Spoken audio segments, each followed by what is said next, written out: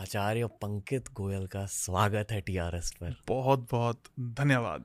बहुत अच्छा लग रहा है आपके सामने बैठकर, क्योंकि मुझे भी। आपके साथ बातें हो चुकी है अब। एंड मुझे पता है कि ये कॉन्वर्सेशन कितनी डीप भी होगी और कितनी प्रैक्टिकल भी होगी। प्लस हमने 700 एपिसोड करे हैं अब तक और एक भी एपिसोड में वास्तुशास्त्र की बातें नहीं हुई है। तो पहले तो आपका स्वागत है।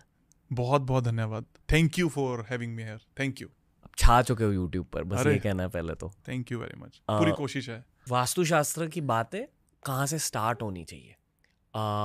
क्या सनातन धर्म के टॉपिक को लेकर हमें स्टार्ट करना चाहिए या 2024 की रियलिटी? Very nice. तो सनातन धर्म की बातों से स्टार्ट करते हुए 2024 क्यों जरूरी है इसको मैच करते हैं। वाह। है ना। तो सनातन धर्म एक्चुअल में it is just not Hindu ji. है ना। सनातन का मतलब जो हमेशा से है। सनातन जो हमेशा रहेगा भी। जो हमेशा रहेगा, जो ना कभी खत्म हुआ, ना कभी शुरू हुआ, ना कभी अंत होगा, जो रजस सतव तमस से परे है। जी। है ना। आप जानते हो 3 चीजें हैं, रजस जी। सतव और तमस। आप, मैं, फूल, पौधे, कप्स, ये 3 चीजों में डिवाइडेड है एज पर श्री कृष्ण। एक रजस, एक सतव और एक तमस। सनातन फिलॉसफी यही कहती है कि 3 तरीके के लोग हैं इस धरती पर, चौथा है ही नहीं। 3 ही तरीके की माइंडसेट्स हैं। एक क्रिएटर, एक सस्टेनर है और एक डिस्ट्रॉयर है। वाह। सुबह आप उठते हो, आप उस वक्त क्रिएटर हो। जब आप पूरा दिन चला रहे हो तो ये सस्टेनर है, और जब आप रात को जाके सो जाते हो ये डिस्ट्रॉयर है, वो शिव है। तो ये सनातन है।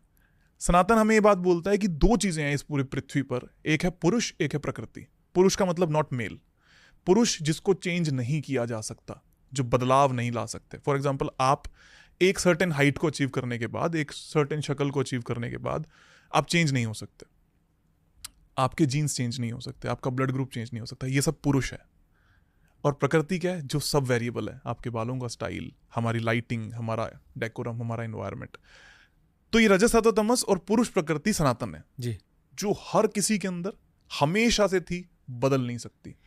एक मिनट थोड़ा सा पॉज करना चाहूँगा। दुनिया भर ना, स्पेशली अमेरिका, यूरोप में वास्तुशास्त्र की बातें थोड़ी सी होती है, फेंग शुई की बातें ज़्यादा होती है। इफेक्टिवली कॉन्सेप्ट सेम ही है कि आपकी एनवायरनमेंट को आप ऑल्टर कैसे कर सकते हो अपनी लाइफ के लिए। पर क्योंकि वास्तुशास्त्र सनातन धर्म से जुड़ा है, आई फील कि बहुत सारे इंडियंस जैसे कूल नहीं मानते। हाँ, जब फॉरेनर्स अडॉप्ट करने लगते हैं तब कूल माना जाता है। तब कूल माना जाता है। बहुत ही ऐसे क्वेश्चन आपने 2 रख दिए जिनकी डिस्क्रिप्शन एक ऐसे लंबी सारी है, तो मैं कुछ स्टार्ट करता हूँ। पर आप पहला सवाल भी कंप्लीट कर देता हूँ। हाँ।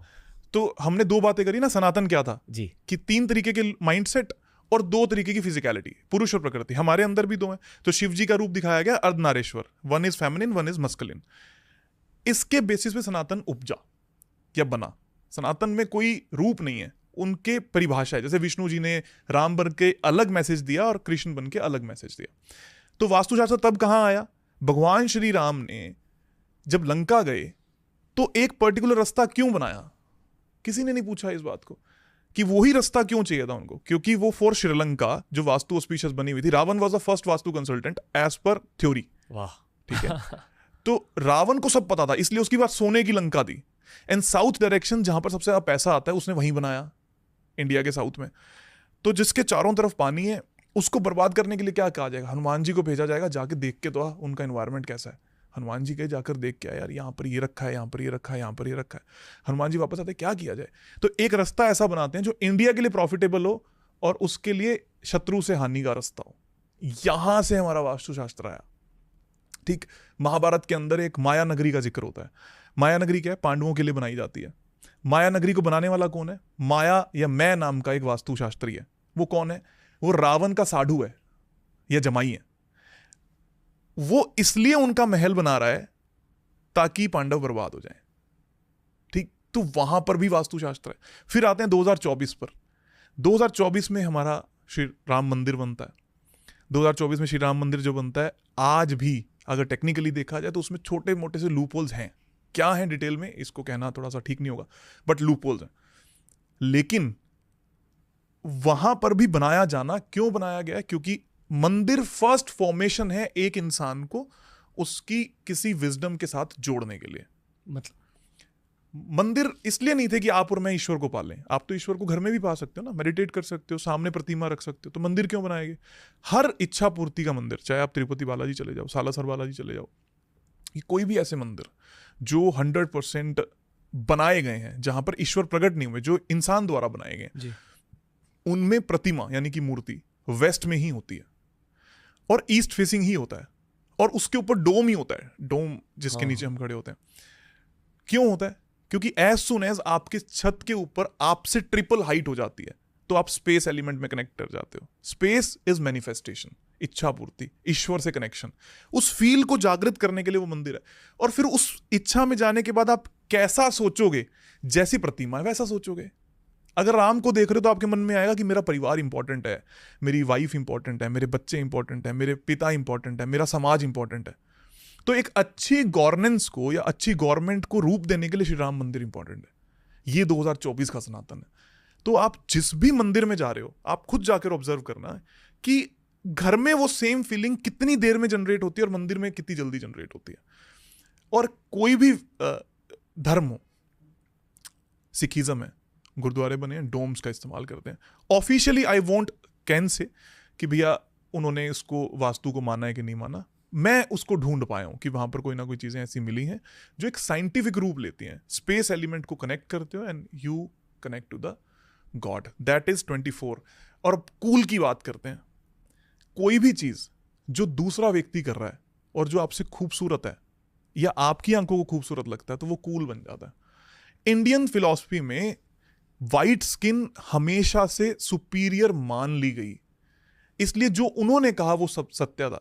व्हाइट हाउस के ऊपर एक किताब लिखी गई है, द एंशिएंट साइंस और ancient architecture of the New York city और द व्हाइट हाउस, और ऐसे करके एक किताब है।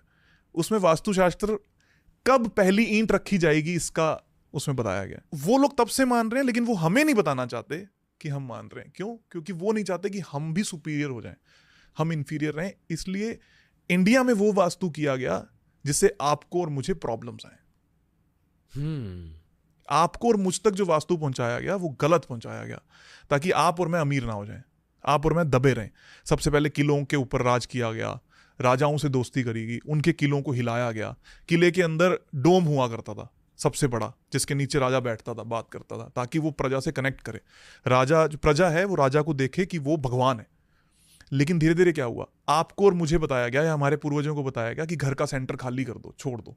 क्यों बोला गया? क्योंकि वो चाहते थे कि आप और मैं कनेक्ट ना करें। लेकिन वो सारा का सारा रिप्लिका उन्होंने वहां बना दिया। क्यों बना दिया? दुबई आप जाओ और जितने भी मॉस्क बने हुए हैं, दुबई एक प्लांट सिटी है, 0 डिग्री पे बनती है। हर घर आपको एक लाइन में दिखेगा, लेकिन ऑल ऑफ सडन एक मॉस्क आएगा जो घुमा हुआ है। क्यों घुमा हुआ है?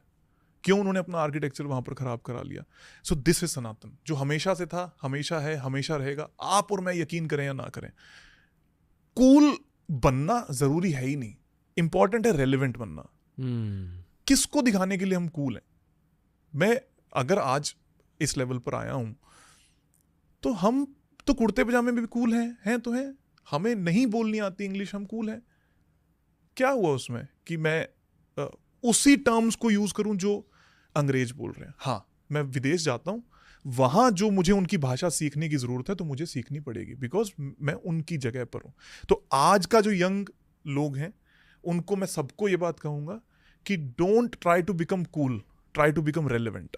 एक छोटा सवाल है पहले, फिर मैं कुछ कहूंगा।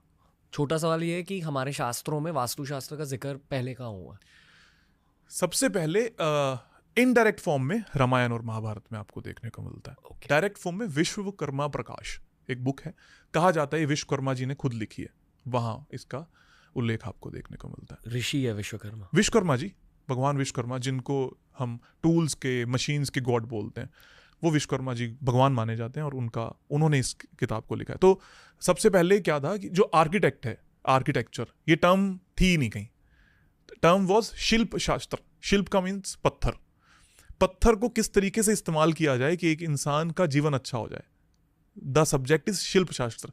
ऐसा कोई सब्जेक्ट वास्तुशास्त्र नाम का है ही नहीं, आज भी नहीं है। There is no subject called Vastushastra. पत्थर को कैसे यूज किया जाए? घर बनाने में, मंदिर बनाने में, मूर्ति बनाने में। ओके। आपका जो घर है, this is because of the ईंट, पत्थर, शिल्प।